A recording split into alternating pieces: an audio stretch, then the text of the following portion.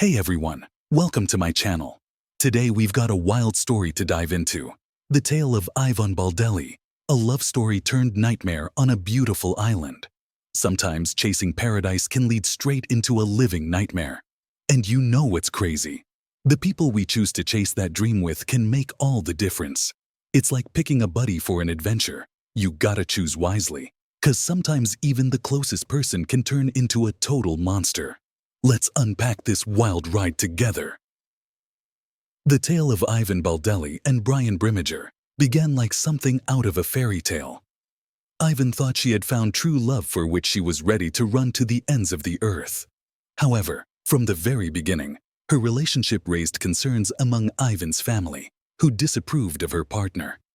Unfortunately, the family's worries were not unfounded. This complex case started in 2011, when a happy and in love Ivon left with her beloved for a tropical island.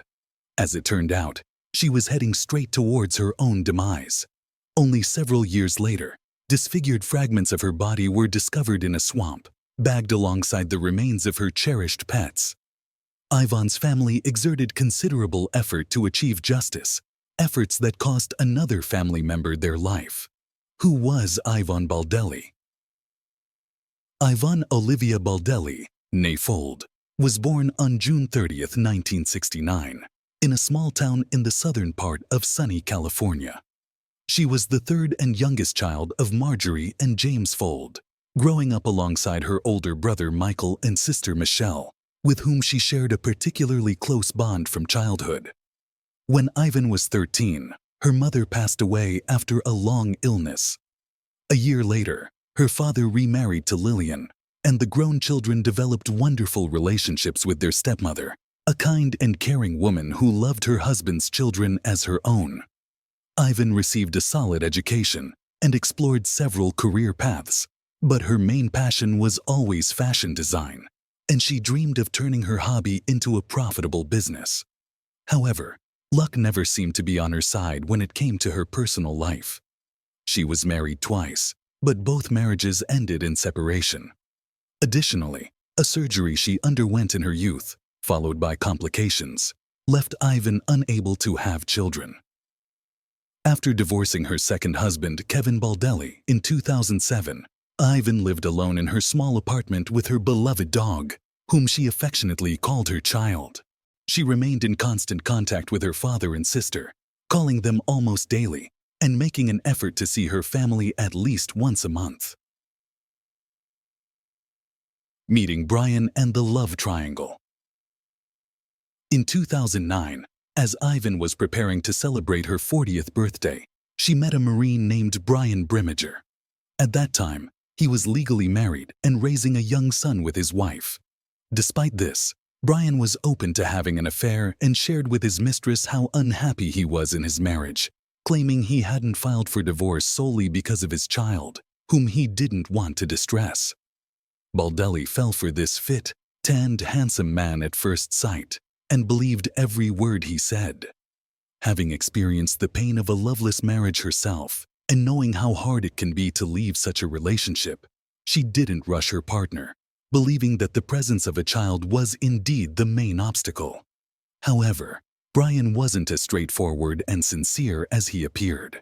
From a young age, his attractive looks had made him very popular with the opposite sex.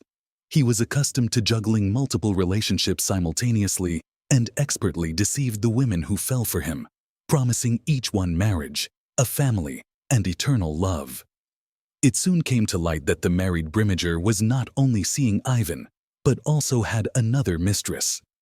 This other woman was Christine Verhoeven, a stunning blonde with extensive connections. She was an analyst at the White House and had made a remarkable career during George W. Bush Jr.'s administration. When Ivon discovered the existence of another rival, she decided to confront the issue head-on and was ready to fight for the man she loved. Gathering her courage, she called her lover's wife to inform her that Brian was cheating on her with not just one but two women. This revelation sparked a major scandal, forcing Brian to make a difficult choice. Eventually, he chose Ivon, though it's possible she pressured him into making this decision. A few months later, Brian officially divorced his wife and moved in with his new love interest. At that time, he was still serving in the Marines, but had been contemplating ending his military career for a while. The couple seemed genuinely happy, but Ivon's relatives remained wary of her new partner, doubting the sincerity of his feelings. Moving to a tropical paradise. In the summer of 2011, Brian began to talk about radically changing his life, leaving the service, moving away from the bustling city, and settling down on a tropical island. Ivon shared his sentiments, supported him in everything, and was ready to follow him wherever and whenever he decided. She believed she had met the most important man in her life and adored him. By September of the same year, the decision was final. The couple chose to move to Panama and settle on the small island of Carino, a place that could truly be called a paradise. Ivon informed her family just before leaving, so they had no chance to persuade her to reconsider. Ivon sold her apartment, quit her job, and started packing for the journey. She took only a few bikinis, shorts, tank tops, and her sewing machine, hoping to fulfill her dream of opening a small boutique to create and sell custom outfits to tourists on the new island. In early September, Brian, Ivon, and her beloved little dog flew to Panama. They spent a couple of days in the country's capital before taking a ferry to Carino Island, where they rented a house right on the ocean front. The climate was hot and humid, with little temperature variation, attracting a steady flow of tourists throughout the year, primarily diving and surfing enthusiasts. The island was just 1 square km, so one could leisurely walk around it in about an hour. All the infrastructure was located along the coast, while the interior was dense jungle and swampy areas, teeming with venomous snakes, spiders, and other wildlife, making it unsafe to venture into. Brian, who had been an excellent guitar player since his youth, brought his instrument with the intention of starting a musical career on the island, performing in entertainment venues. Within a week after moving, he had made connections with several local bar owners, and one of them happily offered him a job. He played in the evenings, entertaining the crowd, but his appreciative audience often bought him drinks as a compliment, leading him to drink heavily almost daily. Ivon's business also developed very slowly, with weak sales and virtually no profit. However, she didn't lose heart. She started working at one of the bars, and even adopted a second dog she found on the island and decided to keep. She communicated with her sister Michelle Valenzuela almost daily, sharing everything, but her messages became increasingly shorter and more somber, which worried her family. The first few months on the island seemed like paradise to the couple. Yvonne hoped that Brian would propose, and they would have a romantic wedding ceremony on the ocean shore. But time passed.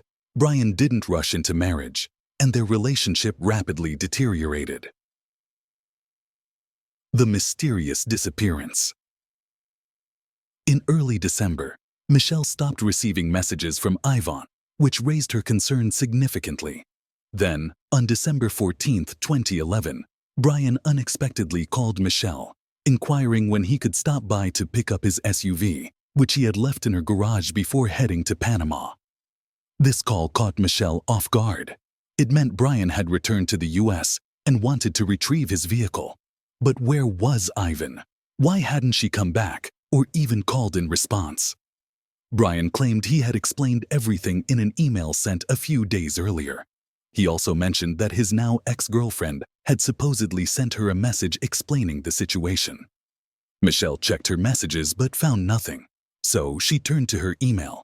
Indeed, there were 2 unread messages, one from her sister and one from her boyfriend. In his message, Brian stated that Ivon had left him, running off with a new lover to Costa Rica. The other message, supposedly from Ivon, claimed she had left Brian upon discovering his infidelity and learning that another woman had given birth to his child. It concluded with her saying she had met another man and gone to Costa Rica with him.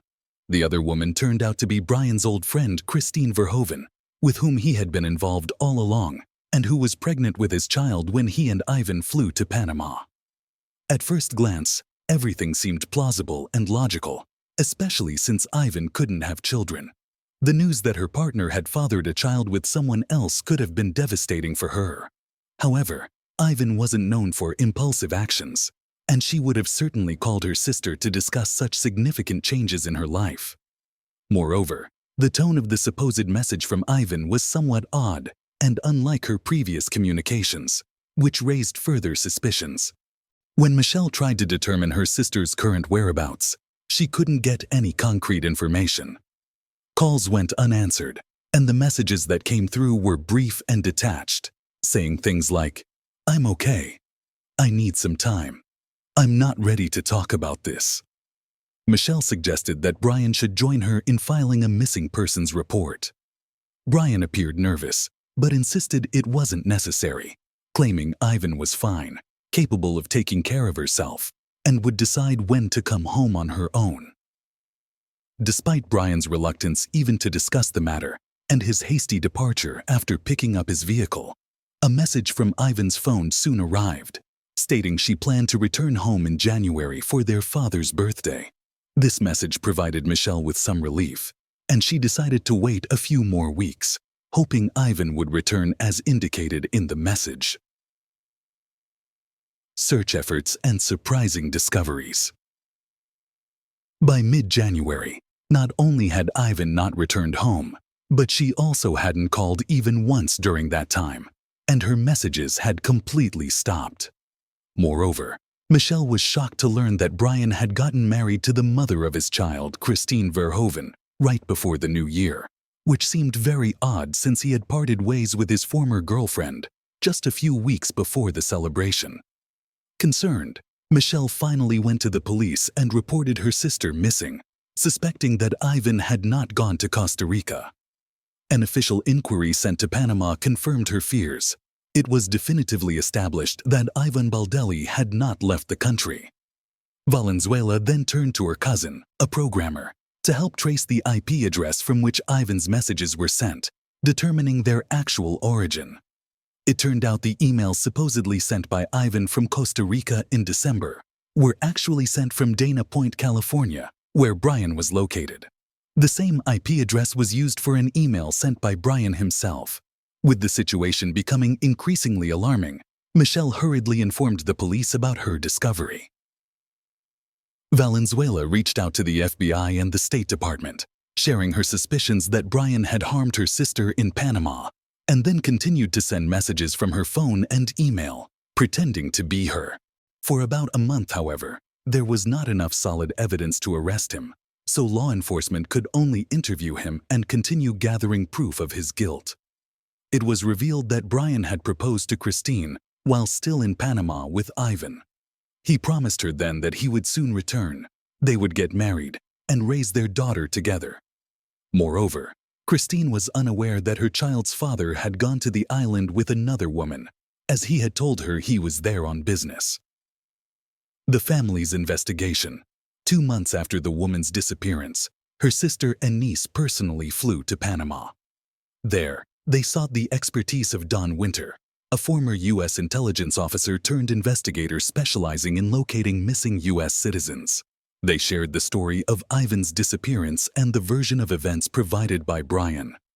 Winter, after listening to them, immediately expressed concern that the chances of Ivon being alive were slim. With vast experience in such investigations and leveraging his connections, Winter decided to put pressure on the Panamanian government and publicize the case, turning the disappearance of an American woman into international news. A press conference was also organized, with the participation of Ivon's family members. Later, Ivon's father, stepmother, brother, and several other relatives and close friends arrived in Panama to join the search and assist the investigation. Together, they went to the tropical island of Carino, combing it thoroughly, yet they found no trace of Baldelli. Their search efforts were hampered by dense undergrowth and swampy marshes teeming with wildlife. In addition, the family questioned the island's residents about how well they knew Brian and Ivon and what they could say about them. It turned out that the couple had recently been heavily indulging in alcoholic beverages and were frequently involved in loud disputes, unconcerned about those around them. Almost daily, They were seen in bars drinking alcohol and having heated arguments. Furthermore, people began to notice bruises and scratches on Ivon's face and body. She almost never took off her sunglasses, seemingly to hide the bruises under her eyes. The landlord of the house the couple had rented confirmed that neighbors regularly complained about the noise, screams, and cursing coming from their residence. Simultaneously, FBI agents brought a special team of divers to the island to scour the waters around it for any potential evidence or remains of the missing woman. Unfortunately, these searches too did not yield any success. The prime suspect. From the outset, Brian was the prime suspect in the case, but there was nothing concrete to charge him with. He denied any involvement, consistently recounting the same story about his ex-partner running off with another man. It wasn't until September 21, 2012, that Brimager was finally interrogated, and a search was conducted in his home. At the time, his wife Christine was at work, while Brian was unemployed, staying at home with their child and indulging in his favorite pastime, playing golf. Initially, he appeared confident, repeating that Ivon had left him after finding out about his child with another woman. However, he became visibly nervous when the police mentioned that the last messages sent in Ivon's name came from his area and expressed interest in examining the laptop found on his table. The seized laptop turned out to belong to Ivon, with messages sent from it after she supposedly fled. A photo of the missing woman with a bruise under her eye was found on the computer, as well as a screenshot of a conversation from November where Brian and Christine discussed their ongoing affair and shared daughter, presumably how Baldelli learned about them. Moreover, the laptop search history from November 26, 2011 contained queries such as how to clean blood and how to remove blood from a mattress. These pieces of evidence were significant but circumstantial, since neither a body nor a mattress with bloodstains was found. The fact that Brian had been sending messages pretending to be Ivon didn't definitively prove him guilty. Skipped 2 messages. Subscribe for more.